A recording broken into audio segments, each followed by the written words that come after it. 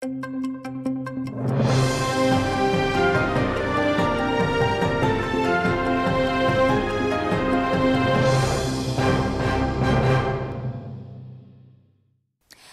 алейкум, друзі, в етері «Заман». З вами я, Камалія Девлетова. Разом до головного. В Генічеську окупанти розпочали масові обшуки після того, як знайшли у смітнику російський прапор. Особливу увагу загарбники звертають на молодь та студентів, які повернулися додому на канікули. Активісти руху «Жовта стрічка» розповіли, що окупанти перевіряють телефони, ноутбуки та шукають будь-які так звані докази нелояльності. Маріупольський драматичний театр, який став однією із наймасштабніших трагедій російської агресії після авіаудару у 2022 році, нині використовується як інструмент пропаганди і русифікації. Нині в репертуарі театру залишили лише російську та радянську класику, жодної згадки української культури. Ба більше, окупаційна влада планує створити у стінах театру музей імперської ідеології. Попри те, що будівля залишається напівзруйнованою, на її сцені вже виконують руську класику. Щонайменше 18 кримських журналістів, переважно кримських татар, незаконно утримує російська влада в рамках так званих політично мотивованих кримінальних справ. Кримська правозахисна група продовжує документувати порушення та скеровує зібрані докази до Незалежної міжнародної комісії ООН із розслідування порушень в Україні та інших правозахисних організацій. Внаслідок аварії двох російських танкерів у Керченській протоці екологи прогнозують значне забруднення Чорного моря. Мазут, який розлився через шторм, уже становить загрозу для узбережжя Туреччини та Одеської області. Біолог і голова організації «Зелений лист» Владислав Балінський повідомив, що плями мазуту, виявлені поблизу Криму, поступово переміщуються основною течією Чорного моря. За даними російських ЗМІ, танкер «Волганефть-212» перевозив 4300 тонн мазуту. Ще приблизно така ж кількість нафтопродуктів була на борту «Волганефті-239». Окупаційний глава Криму Сергій Аксьонов зазначив, що ситуація з розливом мазуту може погіршитися.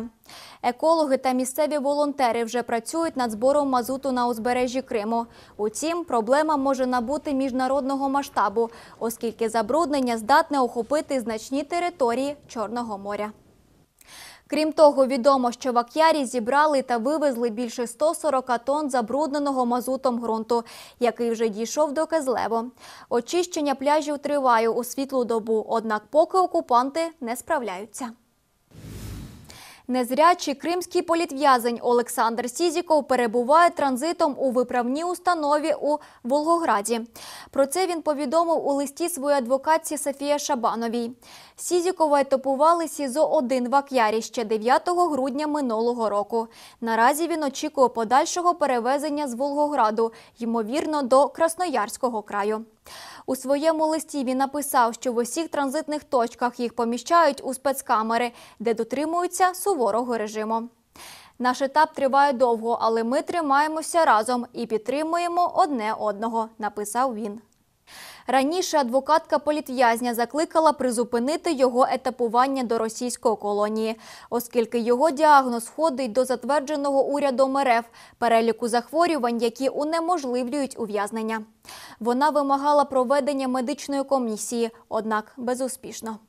Нагадаємо, Олександр Сізіков засуджений до 17 років позбавлення волі за нібито участь в організації Хізбут-Тахрір. Агенти руху АТЕШ виявили місце дислокації російських військових у санаторії, розташованому в Сакському районі окупованого Криму.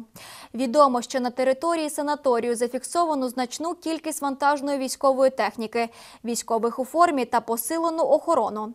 Агентам вдалося зібрати важливу інформацію про об'єкт та навіть координати. Наразі встановлюється підрозділ, розміщений на цій території. В АТЕШ наголосили, що російські військові цинічно використовують цивільну інфраструктуру для маскування та розташовують свої сили у курортній зоні, оточеній житловими будинками та санаторіями. Такі дії створюють небезпеку для місцевого населення та порушують норми міжнародного гуманітарного права.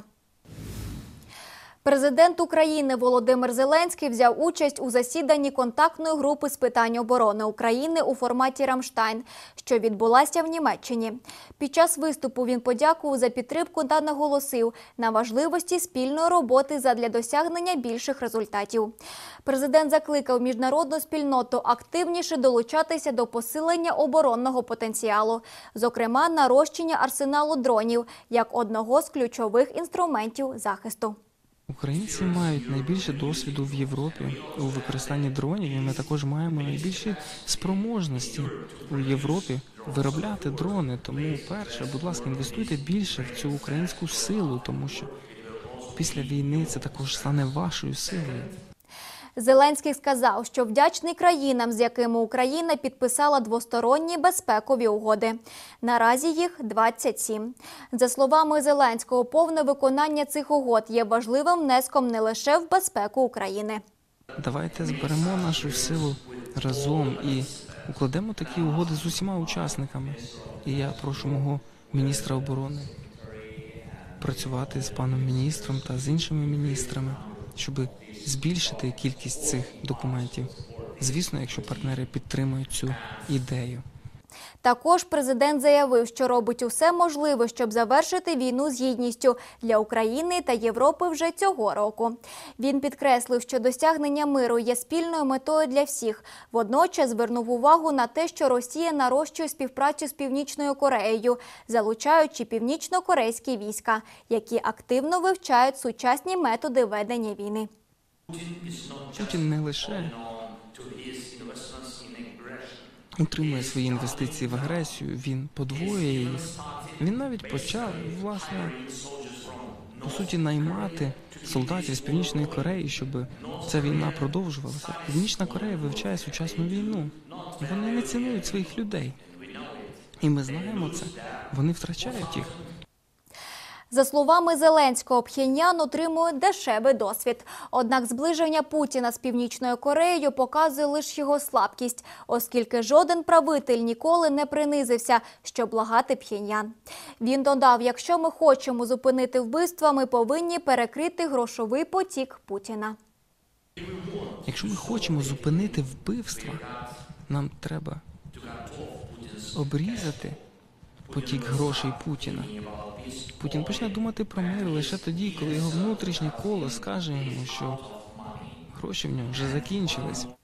Також в ході Рамштайну міністр оборони США оголосив пакет допомоги Україні на $500 мільйонів.